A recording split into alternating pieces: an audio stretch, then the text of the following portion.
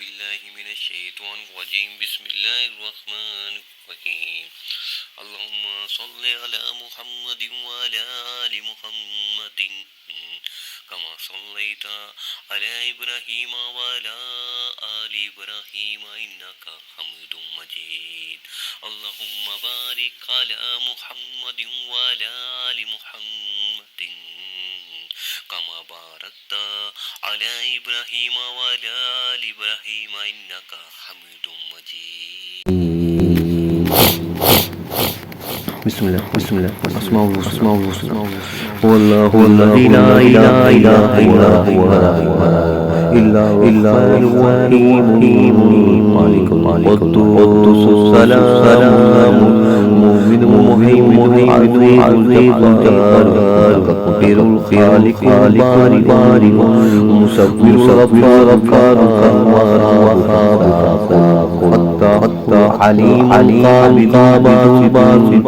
خافض رافع سميع بصير الحكم العدل لطيف خبير حليم عظيم غفور شكور العلي الحفيظ المقيت لطيف جليل قرير رقيب واسع حكيم ودود المجيد الباعث الشهيد والحيد والوكيل والولي المبدع المعيد والميت والقيوم الواجد الماجد الوحيد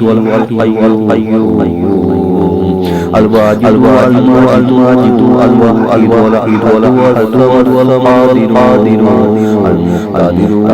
والمقدم والمؤخر والآخر الباطن الولي العالي والتواب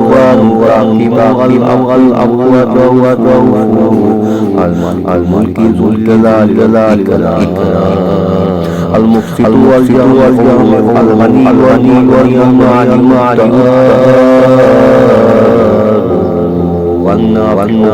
والنور الهدي الباقي والسبب. أعوذ بالله من الشيطان الرجيم بسم الله الرحمن الرحيم. سورة بقرہ آیات 216. كتب عليكم القتال وهو كره لكم وعسى أن تكرهوا شيئا وهو خير لكم وعسى أن تحبوا شيئا وهو شر لكم والله يعلم وأنتم لا تعلمون. مسلمانوں اب تم پر جنگ فرض کر دی گئی ہے اور وہ تمہیں گراں گزر رہی ہے اور ہو سکتا ہے تم کسی شے کو ناپسند کرو اور وہ تمہارے لیے بہتر ہو اور ہو سکتا ہے کہ تم کسی چیز کو پسند کرو حالانکہ وہی تمہارے لیے بری ہو اور اللہ جانتا ہے اور تم نہیں جانتے.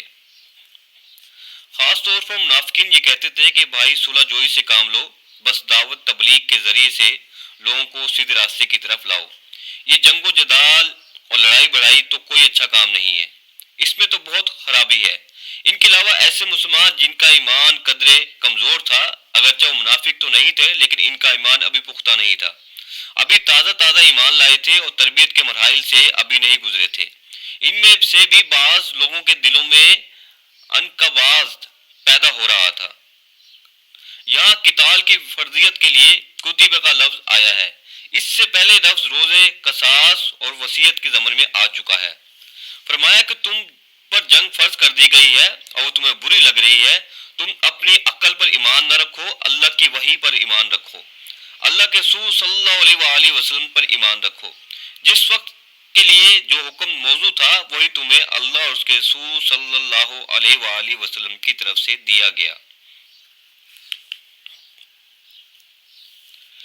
يسألونك عن الشهر الحرام قتال فيه قل قتال فيه كبير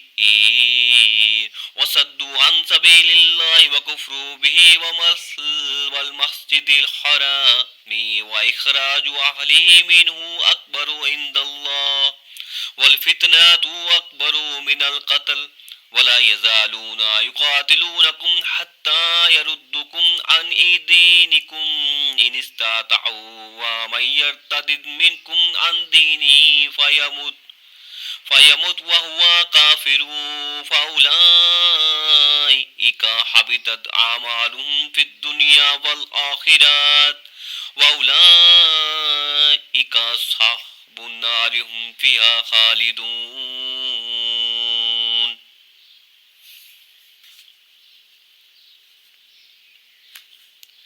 اے نبی صلی اللہ علیہ وآلہ وسلم، یا آپ صلی اللہ علیہ وآلہ وسلم سے پوچھتے ہیں حرمت والے مہینے میں جنگ کے بارے میں،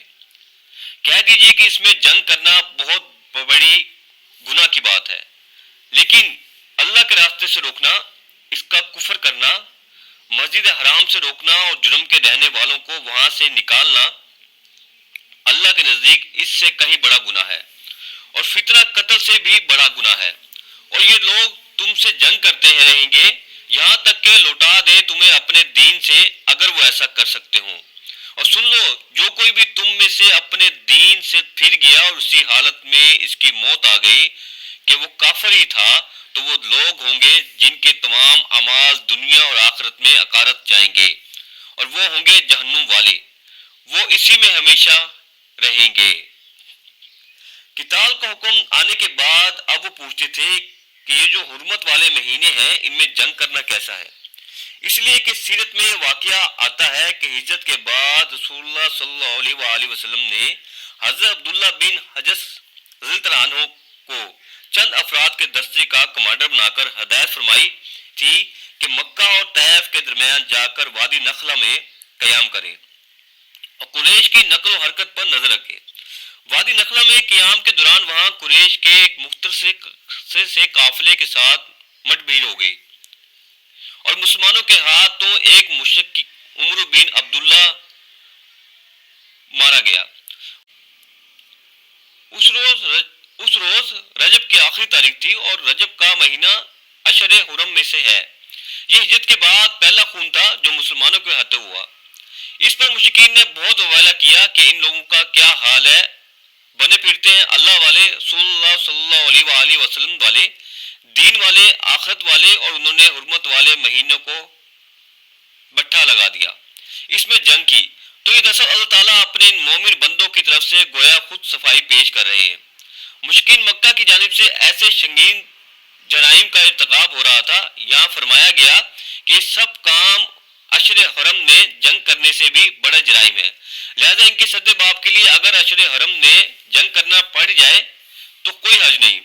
وہ اس پر تلے ہوئے ہیں کہ تمہیں تمہارے دین سے پھیر دیں۔ یہاں مشرکین مکہ کی طرف اشارہ ہو رہا ہے، کیونکہ اب یہ غزوہ بدر کی تمہید چل رہی ہے اور اس کے بعد غزوہ بدر ہونے والا ہے۔ اس کے لیے اہل ایمان کو ذہنی طور پہ تیار کیا جا رہا ہے، انہیں آگاہ کیا جا رہا ہے کہ مشرکین کا جنگ کا مقصد تمہیں تمہارے دین سے پھیرنا ہے، اور وہ تو اپنی بھرپور کوشش کرتے رہیں گے کہ اگر ان کا بس چلے تو تمہیں تمہارے دین سے لٹا کر واپس لے جائیں۔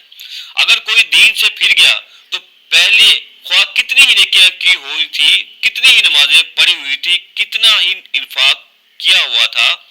صدقات دیے تھے، جو کچھ بھی کیا تھا سب کا سب صفر ہو جائے گا۔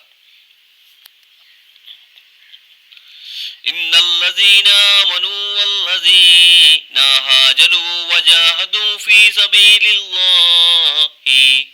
اولئك يرجون رحمة الله والله غفور رحیم۔ اس کے برعکس جو لوگ ایمان لائے اور جنہوں نے ہجرت کی اور جہاد کیا اللہ کی راہ میں، تو یہی وہ لوگ ہیں جو اللہ کی رحمت کے امیدوار ہیں، اور اللہ تعالیٰ غفور رحیم ہے۔ یہاں ان لوگوں پر بڑا لطیف طنز ہے جو خود تو حرام کے راستے پر جا رہے ہیں، لیکن یہ امید لگائے بیٹھے ہیں کہ اللہ ان پر رحم فرمائے گا۔ اللہ ایسی روش اختیار کرنے والوں پر رحمت نہیں فرماتا، اللہ کی رحمت کا مستحق بننا پڑتا ہے، اور اللہ کی رحمت کا مستحق وہی ہے جو ایمان، ہجرت اور جہاد فی سبیل اللہ کا راستہ اختیار کرتا ہے۔ ایسے لوگ وجہ طور پر اللہ کی رحمت کے امیدوار ہیں، وہ ان کی لغزشوں کو معاف کرنے والا اور اپنی رحمت سے انہیں نوازنے والا ہے۔ يسألونك عن الخمر والميسر قل فيهما اسم كبير ومنافع للناس واسمهما أكبر من نفعهما ويسألونك ماذا ينفقون قل العفو كذلك يبين الله لكم الآيات لعلكم تتفكرون۔ اے نبی صلی اللہ علیہ وآلہ وسلم، یہ آپ سے شراب اور جوئے کے بارے میں دریافت کرتے ہیں کہ ان کا کیا حکم ہے۔ اے نبی صلی اللہ علیہ وآلہ وسلم، ان سے کہہ دیجئے کہ ان دونوں کے اندر بہت بڑے گناہ کے پہلو ہیں اور لوگوں کے لیے کچھ منفعتیں بھی ہیں، البتہ ان کا گناہ کا پہلو نفع کے پہلو سے بڑا ہے۔ اور یہ آپ صلی اللہ علیہ وآلہ وسلم سے پوچھتے ہیں کہ اللہ کی راہ میں کتنا خرچ کریں۔ کہہ دیجیے جو بھی تمہاری ضرورت سے زائد ہو، اسی طرح اللہ تعالیٰ اپنی آیات تمہارے لیے واضح کر رہا ہے تاکہ تم غور و فکر کرو۔ ان احکام سے شریعت کا ابتدائی خاکہ تیار ہونا شروع ہو گیا ہے۔ کچھ احکام پہلے آ چکے ہیں اور کچھ اب آ رہے ہیں۔ شراب اور جوئے کے بارے میں یہاں ابتدائی حکم بیان ہوا ہے اور اس پر محض اظہار ناراضگی فرمایا گیا ہے، یعنی اشارہ کر دیا گیا ہے کہ ان کو چھوڑو، اب معاملہ تمہارے عقل سلیم کے حوالے ہے،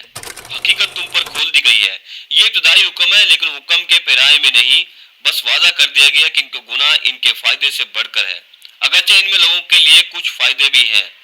اللہ تعالیٰ کا یہ مطالبہ نہیں ہے کہ تم اپنی ضرورتوں کو پیچھے ڈال دو، بلکہ تم پہلے اپنی ضرورتیں پوری کرو، پھر جو تمہارے پاس بچ جائے اسے اللہ کی راہ میں خرچ کر دو۔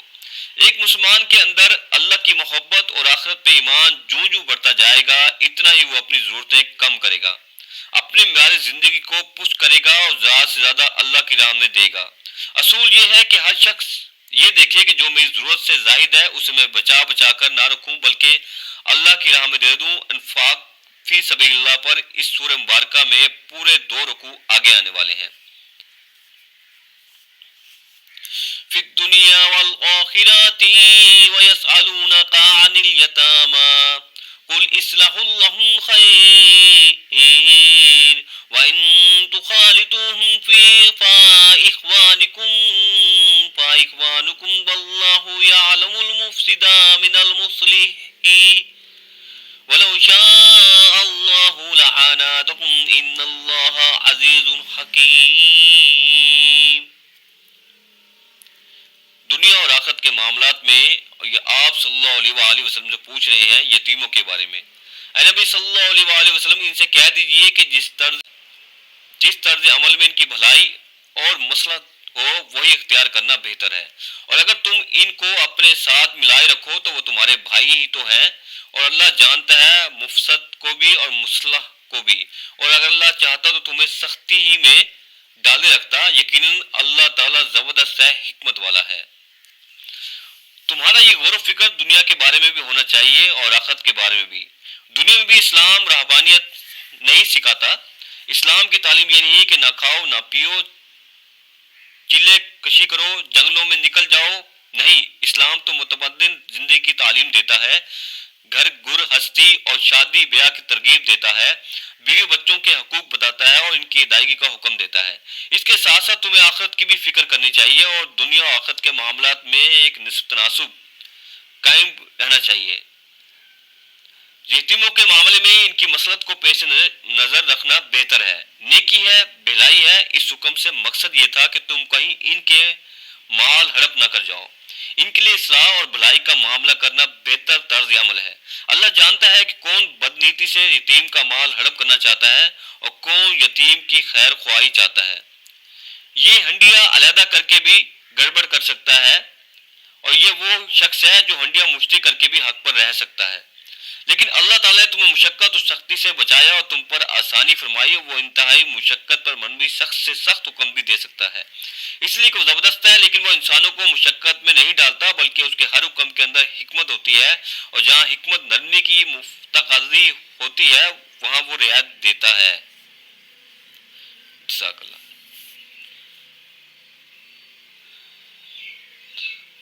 اللہ سے دعا ہے جو آیات ترجمہ و تفسیر پڑھی ہے اس کو سمجھنے اور اس پر عمل کرنے کی توفیق عطا فرمائے، اور اللہ سے دعا ہے جو تلاوت ترجمہ و تفسیر پڑھی ہے اگر اس کو پڑھنے میں جو کوتاہی ہو معاف فرما دے اور اس کو صحیح طرح ادا کرنے کی بھی توفیق عطا فرمائے، اور اللہ سے دعا ہے جو کو تلاوت ترجمہ و تفسیر پڑھی ہے اس کو سمجھنے، اس پر عمل کرنے اور اس دوسروں تک پہنچانے کی توفیق عطا فرمائے، اور اللہ ہم سب کو قرآن شریف کو ترجمے کے ساتھ پڑھنے، سمجھنے، اس پر عمل کرنے اور اسے دوسروں تک پہنچانے کی توفیق عطا فرمائے، اور اللہ سے دعا ہے اللہ ہمیں سب کو صحابہ کرام کی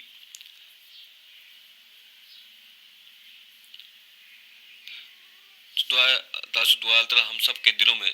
صحابہ کرام جیسے عاجزی پیدا کر، اللہ ہم سب کے دلوں میں صحابہ کرام جیسا ایمان پیدا کر دے، یا اللہ ہم مسلمانوں کو ایک کر دے، ہم مسلمانوں کو ایک کر دے، آمین، جزاک اللہ، والسلام۔